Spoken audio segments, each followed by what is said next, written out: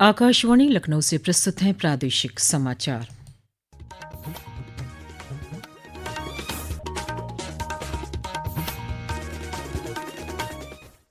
मुख्य समाचार। महाकुंभ में पवित्र स्नान करने वालों का आंकड़ा पहुंचा 40 करोड़ के पार। केंद्रीय राज्य मंत्री जितिन प्रसाद और गुजरात के मुख्यमंत्री भूपेंद्र पटेल ने आज लगाई संगम में डुबकी।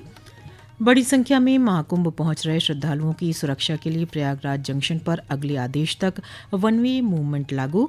प्लेटफॉर्म नंबर 1 से होगा प्रवेश, सिविल लाइंस गेट से होगा निकास। मिल्कीपुर विधानसभा सीट पर उपचुनाव के लिए कल होगी मतगणना। भाजपा के चंद्रभानु पासवान, सपा के अजीत प्रसाद समेत 10 उम्मीदवारों के भाग्य का होगा फैसला। और राज्यपाल आनंदीबेन पटेल ने राजभवन में 56वीं प्रादेशिक फल, शाक भाजी और पुष्प प्रदर्शनी का किया उद्घाटन। कहा, सशक्त और स्वस्थ भारत के लिए पौष्टिक आहार जरूरी। नमस्कार, प्रदेश के समाचारों के साथ मैं मनीषा पाठक। अब समाचार विस्तार से। प्रयागराज में 3 अमृत स्नान संपन्न होने के बाद भी श्रद्धालुओं के जोश और उत्साह में कोई कमी नहीं दिख रही है। महाकुंभ में पावन स्नान के लिए देश विदेश से पहुंच रहे श्रद्धालुओं ने आज 40 करोड़ का आंकड़ा पार कर लिया है। आज शाम तक लगभग 70 लाख श्रद्धालुओं ने संगम में डुबकी लगाई। श्रद्धालुओं की भीड़ को देखते हुए रेलवे ने यात्रियों की सुरक्षा और सुगमता के लिए प्रयागराज जंक्शन स्टेशन पर अगले आदेश तक वन वे मूवमेंट लागू कर दिया है। पेश है एक रिपोर्ट। देश और विदेश से पवित्र त्रिवेणी में श्रद्धा के साथ त्रिवेणी में स्नान करने के लिए बड़ी संख्या में श्रद्धालु प्रयागराज पहुंच रहे हैं। इसके मद्देनजर प्रयागराज जंक्शन स्टेशन पर आज सुबह से अगले आदेश तक एकल दिशा मूवमेंट लागू रहेगा। इस दौरान प्रवेश केवल सिटी साइड प्लेटफॉर्म नंबर 1 की ओर से दिया जाएगा और निकास केवल सिविल लाइन साइड की ओर से होगा। अनारक्षित यात्रियों को दिशावार यात्री आश्रय के माध्यम से प्रवेश दिया जाएगा। टिकट की व्यवस्था यात्री आश्रयों में अनारक्षित टिकट काउंटर, ATVM और मोबाइल टिकटिंग के रूप में होगी। आरक्षित यात्रियों को गेट संख्या 5 से प्रवेश दिया जाएगा और उन्हें गाड़ी आने के आधे घंटे पहले ही प्लेटफॉर्म पर जाने की अनुमति होगी। इस दौरान स्टेशन के दोनों ओर आवागमन के लिए पर्याप्त साधनों की उपलब्धता बनी रहेगी। प्रवीण मिश्र, आकाशवाणी समाचार, प्रयागराज। केंद्रीय राज्य मंत्री जितिन प्रसाद और गुजरात के मुख्यमंत्री भूपेंद्र पटेल ने आज महाकुंभ में पहुंचकर त्रिवेणी में स्नान किया। केंद्रीय राज्य मंत्री ने सोशल मीडिया पोस्ट में कहा कि तीर्थराज प्रयाग सभी के मनोरथ पूर्ण करें, हमारे चिंतन और चेतना को सशक्त करें, विश्व का कल्याण करें, यही कामना है। गुजरात के मुख्यमंत्री भूपेंद्र पटेल ने संगम स्नान से पहले बड़े हनुमान मंदिर में पूजा अर्चना की और सेक्टर 7 स्थित गुजरात पवेलियन का अवलोकन किया।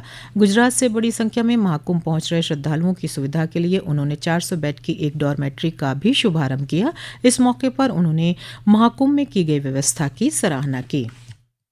इतनी सुंदर व्यवस्था माननीय प्रधानमंत्री जी के मार्गदर्शन में योगी जी सरकार ने बहुत ही सुंदर व्यवस्था की। सफाई से लेकर सब कुछ बहुत ही अच्छा है और हमको भी ये स्नान करने का मौका मिला। हम अपनी जात को धन्य समझते हैं और सारे भारतवर्ष का आस्था का केंद्र त्रिवेणी संगम में सब लोग स्नान करके अपनी जात को धन्यता अनुभव करते। बिहार के राज्यपाल आरिफ मोहम्मद खान ने प्रयागराज दौरे के दूसरे दिन आज महाकुंभ क्षेत्र का दौरा किया। उन्होंने कहा कि महाकुंभ में सनातन संस्कृति की एकता स्पष्ट रूप से दिखाई दे रही है। महाकुंभ मेला छावनी से अखाड़ों ने प्रस्थान शुरू कर दिया है। जूना अखाड़े के अंतर्राष्ट्रीय प्रवक्ता श्री महंत नारायण गिरी ने बताया कि 26 फरवरी को महाशिवरात्रि पर्व पर अखाड़े की ओर से वाराणसी में शोभा यात्रा निकाली जाएगी और भगवान विश्वनाथ का दर्शन पूजन किया जाएगा। होली पर्व पर मणिकर्णिका घाट पर होली खेलने के बाद ही सभी साधु संत अपने मंदिर, मठ और आश्रम के लिए रवाना होंगे। आकाशवाणी की महानिदेशक डॉक्टर प्रज्ञा पालीवाल गौड़ ने आज प्रयागराज में महाकुंभ नगर आकाशवाणी के कैंप कार्यालय का दौरा किया। इस दौरान उन्होंने महाकुंभ के व्यापक कवरेज के लिए चलाए जा रहे आकाशवाणी के विशेष FM रेडियो चैनल की व्यवस्था की समीक्षा की। अयोध्या की मिल्कीपुर विधानसभा सीट पर हुए उपचुनाव के लिए कल वोटों की गिनती होगी। मतगणना सुबह 8 बजे राजकीय इंटर कॉलेज में शुरू होगी।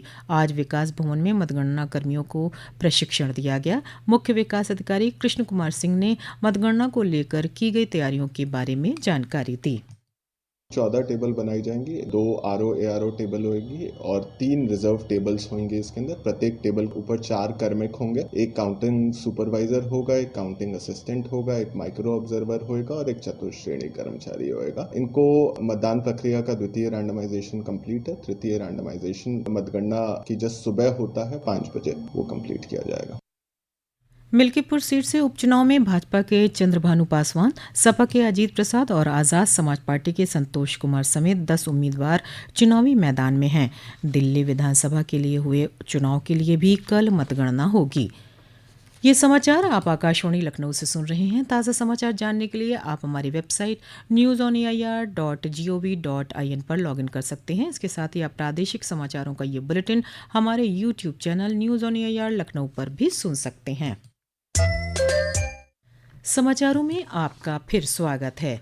अमेरिका में दिए गए एक विवादास्पद बयान मामले में रायबरेली सांसद और लोकसभा में नेता प्रतिपक्ष राहुल गांधी के खिलाफ वाराणसी की जिला अदालत में दाखिल निगरानी याचिका स्वीकार कर ली गई है। जज संजीव पांडे की अदालत ने इस मामले में अगली सुनवाई की तारीख 25 फरवरी तय की है। न्यायालय ने सांसद राहुल गांधी और प्रदेश सरकार को अदालत के समक्ष अपना पक्ष रखने के लिए नोटिस भी जारी किया है। केंद्रीय पर्यटन एवं संस्कृति मंत्री गजेंद्र सिंह शेखावत ने कहा है कि पर्यटन के क्षेत्र में आज भारत अपार संभावनाओं के द्वार पर खड़ा है। उन्होंने कहा कि विश्व के लोग भारत को जानना, समझना, यहाँ से सीखना चाहते हैं। श्री शेखावत आज ग्रेटर नोएडा में आयोजित 3 दिवसीय अंतर्राष्ट्रीय सम्मेलन के शुभारंभ के अवसर पर लोगों को संबोधित कर रहे थे। श्री शेखावत ने कहा कि कृषि के बाद पर्यटन सबसे अधिक रोजगार प्रदान करने वाला क्षेत्र है। केंद्रीय सामाजिक न्याय और अधिकारिता मंत्रालय की पहल पर दिव्यांगजनों की सुगम्यता के लिए आज लखनऊ, वाराणसी, गोरखपुर और कानपुर में जन जागरूकता यात्रा निकाली गई। वाराणसी में इस यात्रा में विभिन्न संस्थाओं के प्रतिनिधियों समेत बड़ी संख्या में दिव्यांगजन शामिल हुए।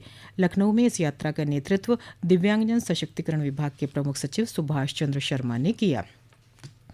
राज्यपाल आनंदीबेन पटेल ने आज राजभवन में आयोजित 56वीं प्रादेशिक फल, शाक भाजी एवं पुष्प प्रदर्शनी 2025 का उद्घाटन किया। उन्होंने उत्कृष्ट कार्यों के लिए 12 प्रगतिशील किसानों को सम्मानित भी किया। इस मौके पर प्रदेश के उद्यान राज्य मंत्री दिनेश प्रताप सिंह भी मौजूद रहे। समारोह को संबोधित करते हुए राज्यपाल ने सशक्त और स्वस्थ भारत के निर्माण के लिए संतुलित और पौष्टिक आहार के प्रति जागरूकता बढ़ाए जाने पर बल दिया। इस प्रदर्शनी में लगभग 1700 प्रतिभागी हिस्सा ले रहे हैं। प्रदर्शनी में फूलों से बनाई गई विशालकाय गणपति की प्रतिमा, गृहमंडल, श्री राम जन्मभूमि मंदिर आकर्षण का केंद्र बने हुए हैं। ये प्रदर्शनी 9 फरवरी तक चलेगी। राम मंदिर तीर्थ क्षेत्र न्यास के सदस्य कामेश्वर चौपाल का 68 साल की उम्र में निधन हो गया है। वे पिछले कुछ दिनों से बीमार थे और अस्पताल में भर्ती थे। श्री कामेश्वर चौपाल लंबे समय से राम मंदिर आंदोलन से जुड़े हुए थे। उनके निधन पर प्रधानमंत्री नरेंद्र मोदी और मुख्यमंत्री योगी आदित्यनाथ ने शोक व्यक्त किया है। उत्तराखंड में आयोजित 38वें राष्ट्रीय खेलों में प्रदेश के खिलाड़ियों ने बेहतरीन प्रदर्शन करते हुए तीरंदाजी में 1 स्वर्ण, 1 रजत पदक जीत लिया है। वहीं ताइक्वांडो में क्योरगी की स्पर्धा में प्रदेश के विनीत कुमार को कांस्य पदक मिला है। इस जीत के साथ प्रदेश के खाते में 24 पदक आ गए हैं। अमरोहा की आर्यांशी ने योग कॉम्पिटिशन के आर्टिस्टिक पेयर इवेंट में रजत पदक और ग्रुप इवेंट में कांस्य पदक जीता है। आर्यांशी ने अपनी उपलब्धि का श्रेय माता पिता को दिया है। मुझे इस चीज़ की खुशी है कि मैंने उत्तर प्रदेश को टॉप 5 रैंकिंग लाने में अपना थोड़ा सा योगदान दिया और यह केवल मेरे आचार्य जी एवं मेरे माता पिता के आशीर्वाद से ही संभव हो पाया है। मेरा बचपन से ही शारीरिक खेलों में काफ़ी रुचि रही, इसलिए मैंने योगासन को खेल के रूप में चुना और मेरी यही इच्छा है कि मैं इसी तरह आगे बढ़ती रहूं एवं मेरे गुरुजनों का आशीर्वाद मुझ पर बना रहे। पिछले 24 घंटों के दौरान प्रदेश में मौसम शुष्क रहा। वाराणसी और अयोध्या के आसपास के जिलों में तापमान में गिरावट दर्ज की गई है। वहीं आगरा और उसके आसपास के जिलों में तापमान सामान्य से अधिक रहा। मौसम विभाग का अनुमान है कि कल भी कई जिलों में तेज और सतही हवाएं चलेंगी और अगले 48 घंटों के दौरान अधिकतम तापमान में कोई बड़ा बदलाव नहीं होगा। अंत में मुख्य समाचार एक बार फिर। महाकुंभ में पवित्र स्नान करने वालों का आंकड़ा पहुंचा 40 करोड़ के पार। केंद्रीय राज्य मंत्री जितिन प्रसाद और गुजरात के मुख्यमंत्री भूपेंद्र पटेल ने आज लगाई संगम में डुबकी। बड़ी संख्या में महाकुंभ पहुंच रहे श्रद्धालुओं की सुरक्षा के लिए प्रयागराज जंक्शन पर अगले आदेश तक 1 वे मूवमेंट लागू। प्लेटफॉर्म नंबर 1 से होगा प्रवेश, सिविल लाइंस गेट से होगा निकास। मिल्कीपुर विधानसभा सीट पर उपचुनाव के लिए कल होगी मतगणना। भाजपा के चंद्रभानु पासवान, सपा के अजीत प्रसाद समेत 10 उम्मीदवारों के भाग्य का होगा फैसला। और राज्यपाल आनंदीबेन पटेल ने राजभवन में 56वीं प्रादेशिक फल, शाक भाजी और पुष्प प्रदर्शनी का किया उद्घाटन। कहा, सशक्त और स्वस्थ भारत के लिए पौष्टिक आहार जरूरी। इसी के साथ प्रादेशिक समाचारों का ये बुलेटिन समाप्त हुआ। अगला बुलेटिन रात 8 बजे FM पर प्रसारित किया जाएगा। नमस्कार।